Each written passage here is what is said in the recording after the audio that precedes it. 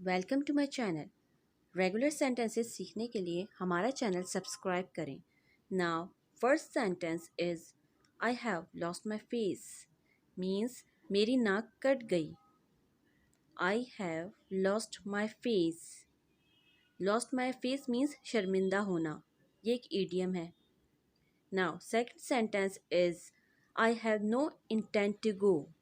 Intent means इरादा। Go means जाना। मेरा जाने का कोई इरादा नहीं है। I have no intent to go there.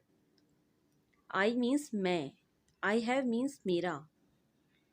Now third sentence is I went behind her. मैं इसके पीछे चला गया। बिहाइंड का मीनिंग होता है पीछे। वेंट जो है वो पास्ट फॉर्म है गो की। इसका मीन्स होता है जाना। आई went behind her. Last sentence is you will make me go mad. तुम मुझे पागल कर दोगी या फिर तुम मुझे पागल बना दोगी।